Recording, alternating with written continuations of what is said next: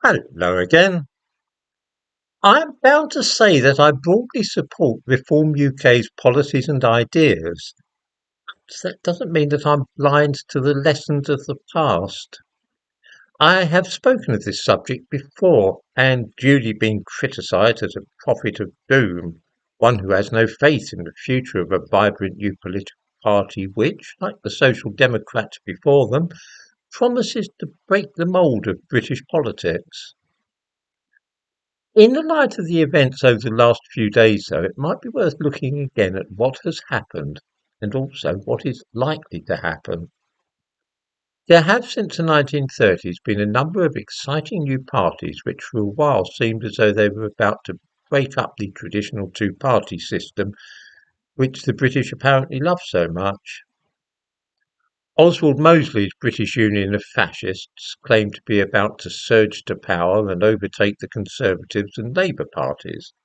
But of course that all came to nothing. In the late 1960s and early 1970s, the National Front also claimed to be on the rise, but that too fizzled out. Then in the 1980s, it was the turn of the Social Democrats. In 1982, the opinion polls showed that the Social Democrats were ahead of both Labour and the Conservatives in the polls. Just as with the Reform UK Party today, it seemed that they were on an unstoppable path to victory, with more people aiming to vote for them than any other political party in Britain. The following year, of course, when an election was actually held, it was a monumental landslide victory for Margaret Thatcher, and from then on it was downhill all the way for the Social Democrats until they merged with the Liberals, and that was the end of that. We are assured that things are very different with reform, but it certainly doesn't look that way. To an outsider, it looks as though the course of events is absolutely typical for such a radical new party. A meteoric rise, followed by a gradual decline and extinction. Into this mix, we have to throw a charismatic leader with whom the party is wholly identified.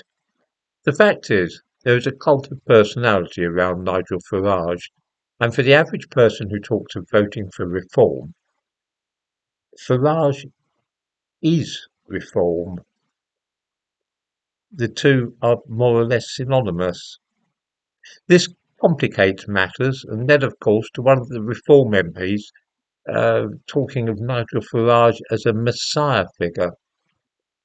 This is quite a fair comment, but this MP has now been purged from the party. This, too, is the kind of thing we typically see with new parties in Britain that seem to be on the rise. We saw it with the internal dissent in both the National Front and the Social Democrats, and lo and behold, we're now seeing it with reform. None of this is to suggest that I would not like to see Farage become Prime Minister in this country. He could hardly make a worse job of it than Rishi Sunak or Keir Starmer, and who knows, he might do a good deal better. However, there's over 4 years to go before the next general election, and if the internal fighting has already begun, less than 8 months since the last election, I can't really see reform lasting long enough to mount an effective challenge by that time. The other factor is, of course, that however much the British public might claim to opinion polls that they will vote for this or that party or policy, it's often a different matter when they're actually in the booth and marking their cross. In 1982, as I said, the Social Democrats had overtaken Labour and the Tories in the opinion polls, and yet when the election was held the following year, they became extinct. Support in any case for reform appears to have peaked, and the latest polls showed Labour ahead once more. It may indeed be a great pity, but I shouldn't think that Farage has more than another year or two as the great white hope of the right wing in Britain.